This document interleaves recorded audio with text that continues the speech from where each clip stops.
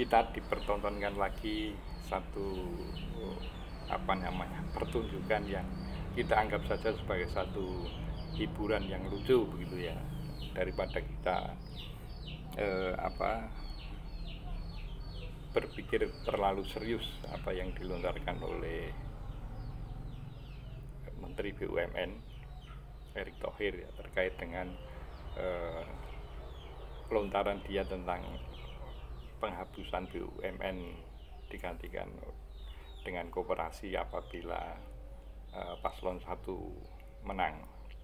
Itu sudah dijawab sendiri oleh yang bersangkutan di forum Desa Anies kalau tidak salah, maupun dari timnya Anies, yaitu Said Didu ya. Silakan masyarakat menilai sendiri kira-kira informasi yang logis yang mana, itu silakan masyarakat menilai sendiri. Tapi saya sebagai masyarakat biasa, itu apa yang dilontarkan oleh Erick saya anggap sebagai, sekali lagi, hiburan yang lucu begitu saja. Di sisi yang lain saya jadi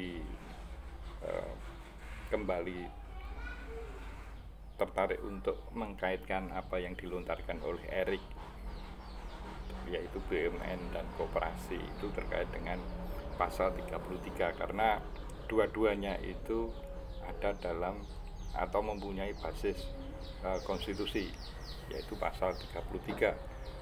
Untuk koperasi itu di ayat 1, untuk BUMN itu di ayat 2. Dua-duanya punya basis konstitusi.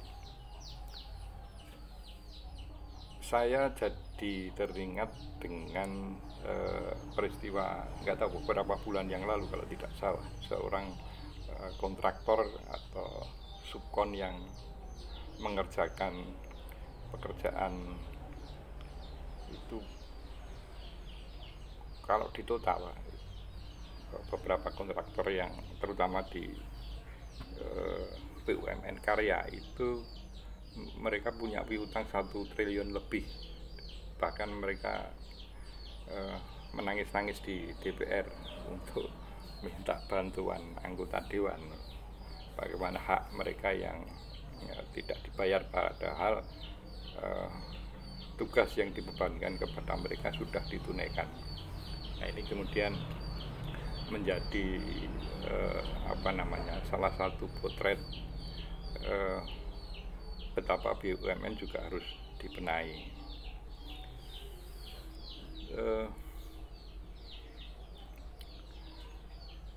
Kalau kita kaitkan dengan konstitusi, kemudian apa yang dilontarkan oleh Erick Thohir mengenai BUMN, jadi bagaimana kalau pertanyaannya begini, kalau BUMN diubah menjadi koperasi itu akan terancam. Ini alur berpikirnya menggunakan alur berpikir Erick Thohir ya. Kalau BUMN dirubah menjadi koperasi, maka akan ada PR pengangguran baru, yaitu 1,6 juta pekerja yang ada di BUMN. Nah, bagaimana pertanyaannya kalau misalnya BUMN itu diprivatisasi, dan itu sudah terjadi? Apakah itu di satu sisi juga berpengaruh terhadap peningkatan pengangguran atau bagaimana? Ini yang secara akademis itu mungkin perlu Erick Thohir membawa problem itu ke dunia kampus. Coba Menteri BUMN datang ke kampus, mencoba memetakan antara bagaimana kalau BUMN itu dikooperasikan atau BUMN itu diprivatisasikan.